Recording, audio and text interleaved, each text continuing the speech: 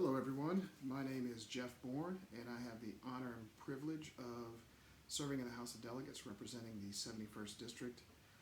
And I'm here to read a couple chapters of our book, The Wishing Tree. But before we get started, I just want to take time to say thank you to Richmond, thank you to Virginia for your commitment to weathering this storm together in the right way.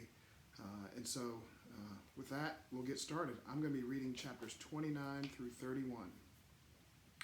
When Stephen eased out of the front door, he was wearing red pajamas and a gray sweatshirt. His light brown hair was mussed and his eyes bleary. The flashlight he was carrying sliced through the darkness. The babies turned toward him and froze. Their eyes glowed like little moons. Flash squealed in fear. Stephen clicked off his light, and Flash seemed to calm a bit, although he was definitely hiccuping. "Hey," Stephen whispered.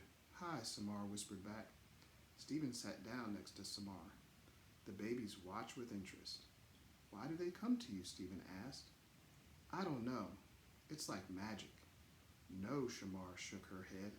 "I'm just quiet. They like that." Bongo flew down to Samar's shoulder. "Hello," she said to Stephen, mimicking Samar's voice. "Wow," he said. "That's amazing. Yesterday, I heard her imitate a doorbell." Stephen grinned. "She gave me this key," Samar said, holding it up. "I don't know what it's for. A diary or a jewelry box, maybe?" "Or the world's smallest door," Stephen joked. For a while, everyone fell silent. Even the baby raccoons were still. At last, Stephen held out his hand, revealing Samar's wish. "I found this," he said. Even in the moonlight, Samar's blush was visible. She looked away. "I'm sorry about that word," Stephen said softly. "The word on a tree. We didn't. It wasn't us." Samar nodded. "My parents aren't bad people. They're just afraid of things." Stephen shrugged. "So are mine," said Samar. "I heard my father talking about moving. If we can find a safe place to go." She gave a sad smile. "If there even is such a place." "I'm sorry," Stephen said again. The babies, sensing Stephen could be trusted, began to tussle and romp. Harold, the smallest, "You search for bugs?" Rose Petal and her brother, Hot Buttered Popcorn, played tug of war with a long piece of grass. "I'll miss them," Samar said. "I hope you don't move," Stephen said. A light blinked on in Stephen's house. "I should go," he said. "If my parents see me, I should go." "Night," said Samar in a whisper. Oh, the things I wanted to say to those two. I wanted to tell them that friendship doesn't have to be hard, that sometimes we let the world make it hard. I wanted to tell them to keep talking.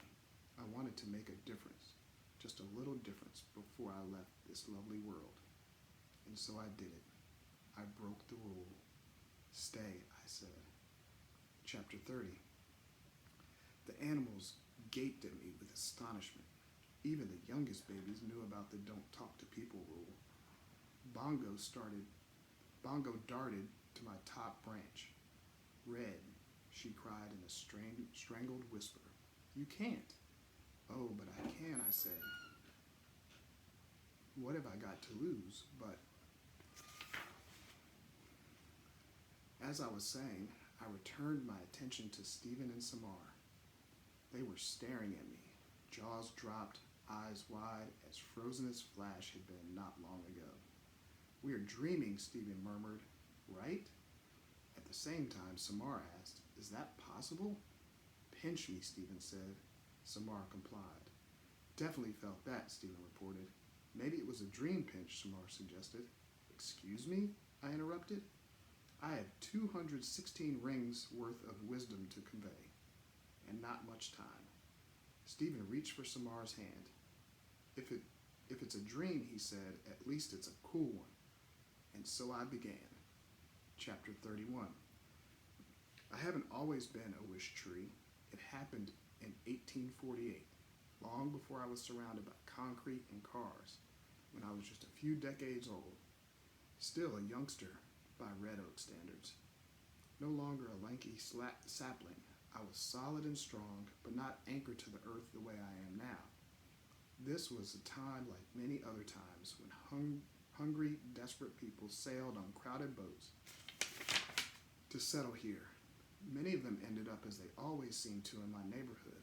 The blue and green houses were brown then, and filled to overflowing with new arrivals. Sometimes the newcomers were welcomed, sometimes they were not, but still they came hoping and wishing as people always do. One of our new residents was a young Irish girl named Maeve. She voyaged across the Atlantic with her 19-year-old brother who died of dysentery during the trip. Their mother had passed away shortly after Maeve was born, their father when the children were 9 and 12. Maeve was a solid and plain, but when she smiled, it was like sunshine peeking through the clouds. She had a deep laugh and her hair was as brilliantly red as my finest autumn attire. 16, alone and penniless, Maeve shared a tiny room with 5 other immigrants. She worked night and day, cleaning and cooking and doing whatever she could to stay alive.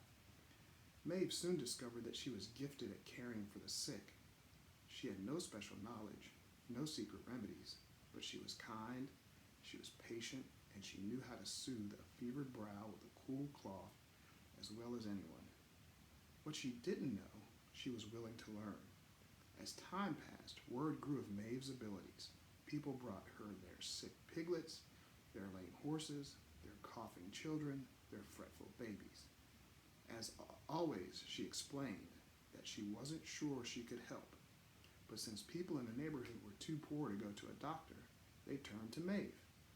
And since people believed she could help them get better, Maeve tried to live up to their hopes.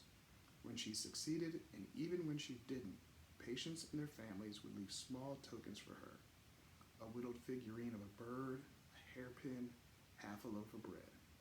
Once someone even left a leather-covered journal with a tiny silver key that opened its lock. When May was out tending to someone who was sick, people took to leaving their thank yous in my lowest hollow. It was still a fresh wound, just a couple of seasons mended. But because it faced the house where Maeve roomed and not the street, it was a safe place to leave a token of gratitude. That's when I realized that the hollows can be a good thing for people, not just birds and animals. Little did I know just how good.